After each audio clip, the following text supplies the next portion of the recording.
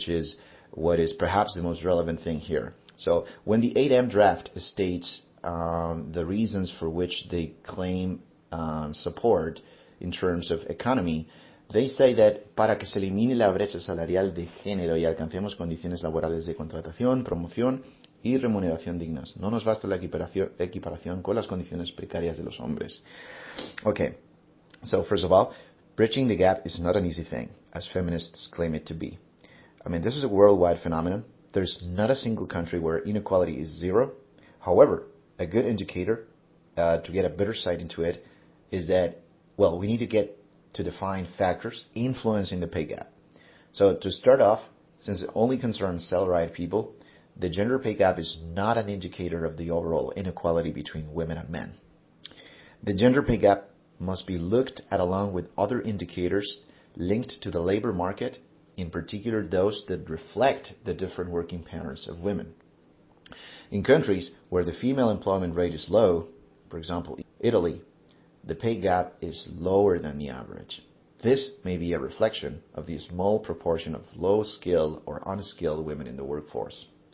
A high pay gap is usually characteristic of a labor market that is highly segregated, meaning that women are more concentrated in restricted number of sectors and or professions, or in which a significant proportion of women work part-time.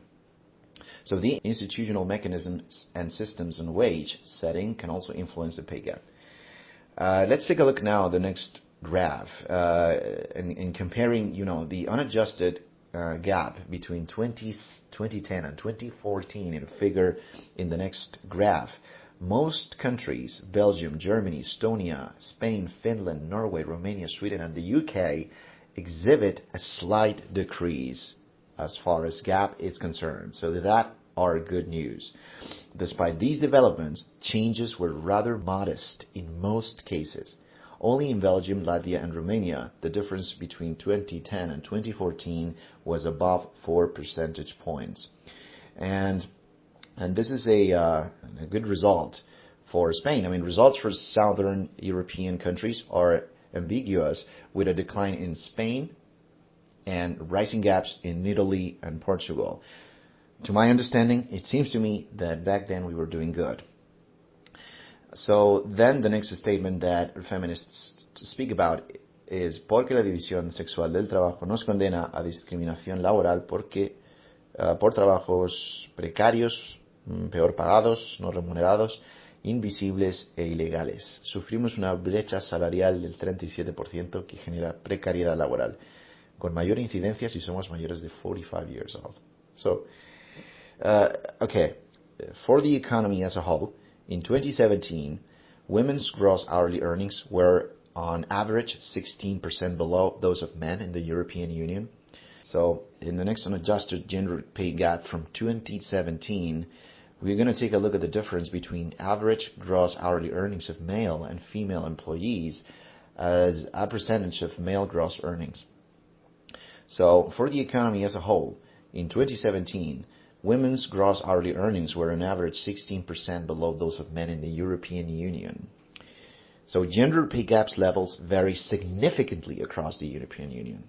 Across member states, the gender pay gap varied by 22 percentage points, ranging from 3.5% in Romania to 25.6% in Estonia. And Spain, as you could see there in the graph, ranking as the 14th out of the 27 across the European Union to that point in 2017. Right, and then they say, porque la falta de desarrollo tecnológico y políticas de empleo digno y cualificado nos empujan a muchas mujeres a abandonar el país a pesar de nuestra formación. If anything, this is one of the few arguments that I go along with. I believe that this is absolutely true, but again, not only for women. Have you ever wondered why more and more families are choosing to have only one child? Why the trend nowadays is towards having smaller families? Spain has one of the lowest birth and fertility rates in the world, currently up to the point of heavily hampering the population replacement rates so that mankind is preserved. So 1 or 2 children families are most common in Spain. As for 2015, the total fertility rate in Spain was 1.45 children born per woman, which is below the replacement rate already. I mean, this seems to me that it's a clear issue that has been dragged on for many years so far. I mean, this raises the issue of whether the problem comes from a different source.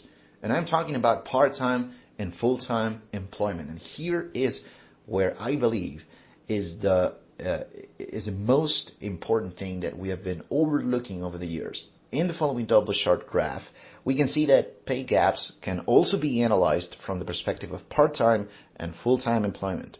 In 2017, the gender pay gap for part-time workers varied from minus 0.5% in Germany to 25.3% in Croatia. A negative gender pay gap means that, on average, women's gross hourly earnings are higher than those of men. See Germany, Iceland, or Norway. But now, take a look at how similar the pattern is following countries such as Portugal, Slovakia, Croatia, and Spain, where part-time jobs are predominant. There are many reasons why some people prefer part-time work, like flexibility in scheduling or more free time for studies or another job. Part-time work isn't always the best solution.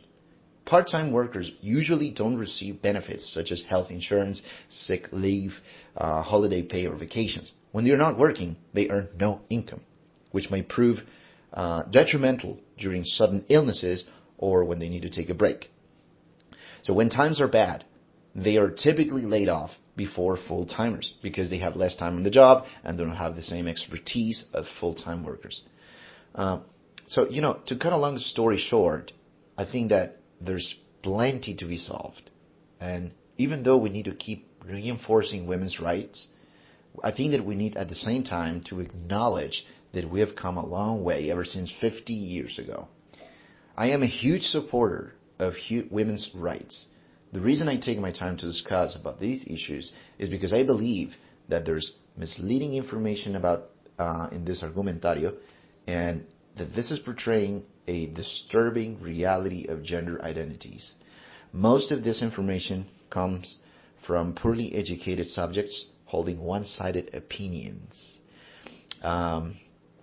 Ignoring the manifold biological differences that form the bedrock for the differing worldviews of men and women is a sure way to create attrition between the genders. We can cite Sweden, recognized in the article as the most advanced country in terms of gender equality, and still male nurses are few and far in between. So being different does not mean being better or worse. We would do well to embrace those differences together. So in a few words, the argumentario is a very angry, bitter, profane, lesbianic sort of project. It is the hatred described in words. So if you're still trying to make the case that women have a right to be angry and that they should be angry because women have all these injustices, I will ask you to tell me, what are these injustices? Name me an instance in which your identity is being undervalued, and I promise that I will stand by you to bring those aggressors to the limelight. In the same way, every instance of manliness that attempts to endanger women's security should be condemned and should be reported. So let's create respectful boundaries in between. But one thing must be clear after hearing this long-winded speech. Women are not an oppressed class in the West. There's no rape culture in the West. We don't celebrate rapists. We put them in prison. Thank you for listening. And if you understand the information outlined in this podcast, that means that you are smarter than the average. So thank you for it, and stay tuned for the next episode.